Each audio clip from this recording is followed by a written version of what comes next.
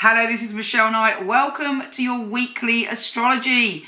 This week we have big, intense astrological news as we have the solar eclipse in Cancer. We also have Mercury retrograde. No, I hear you cry. But there's really good news as we have the North Node and the Sun delivering us a message about our future. Here's your weekly astrology.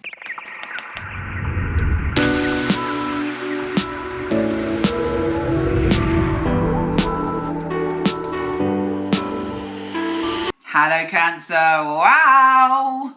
This is a pretty full-on week for you. Of course, we have the Sun going into your sign, we have a solar eclipse in your sign, we have a new moon in your sign, we have Mercury retrograde in your sign. A lot going on. So you have to look after your tender spirit this week, but also be brave, be the warrior spirit you are inside, because change is coming. You can smell it in the air. There is a scent of possibility around you, and also hopefully you could feel the magician in you rising, the ability to create your reality. You are getting a window into the future, and there may be some very revealing, strange coincidence this week which leads you to your destiny. But bear in mind, Mercury is retrograde. So while you have the power of words, you have the power to charm, there's extra oomph in your communication ability, there's also lots of misunderstandings and confusion and not really seeing the full picture. And that's compounded by the solar eclipse. The solar eclipse, this is massive for you. And it's super important that you think about what happened since the full moon in Cancer, what you've learned, what you've let go of, what have you released, and what are you now going to be building up to.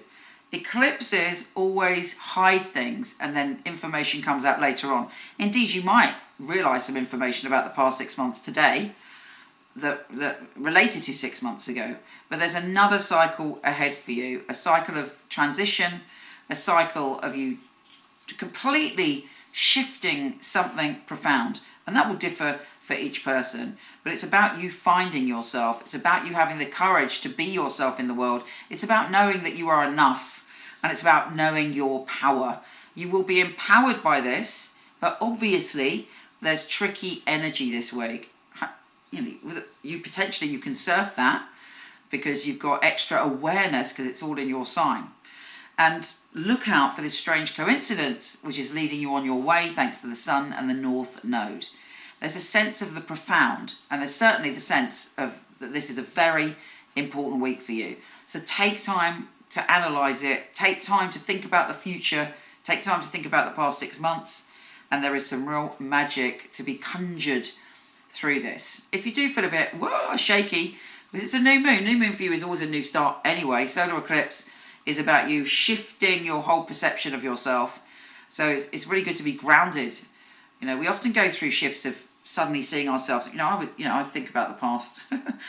Wow, quite a lot, and I see who I am now and who I was then, and that can shake us up sometimes because, of course, we've grown a lot since the past. So we have to forgive ourselves. We have to have compassion for ourselves. We have to embrace ourselves and mother ourselves for the next growth spurt, which is full on happening to you. There is a growth spurt happening for you. Let's see what the tarot has to say. If you're not into tarot, great. I'll see you next week. If you are, look at this symbolically or tune in to see if there is a synchronicity for you that's important. Cancer, Cancer, Cancer.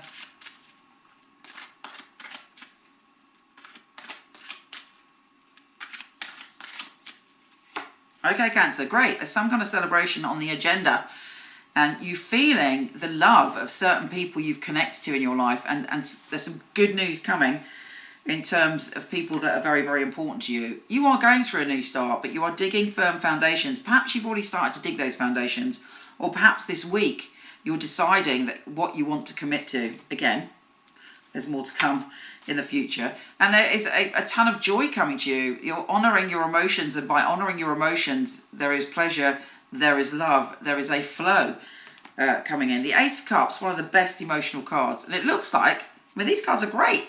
It looks like there's also the possibility of something positive shifting around your finances. You are exhausted though. There is this sense that you're going through so much emotional passage. You've had a very intense 6 months.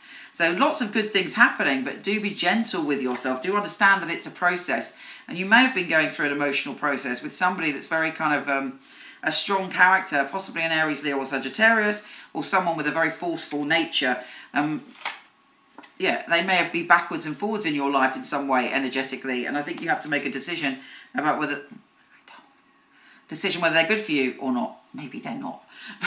You know, look at how they treat you. How do they treat you right? Do they not treat you right?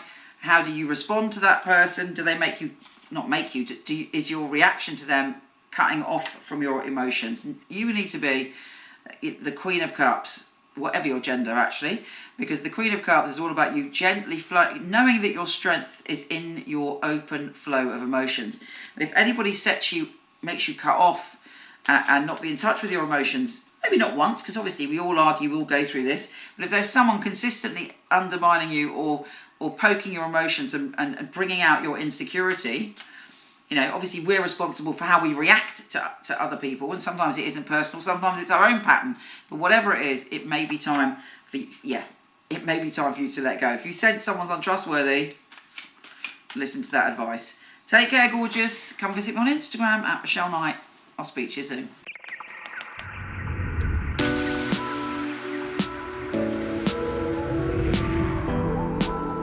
Hi, gorgeous. Before you go, check out my new film on my fabulous psychics. A lot of people ask me for readings. I don't do them anymore, but for over 20 years, I've had an award-winning team of psychics that I truly hand-pick.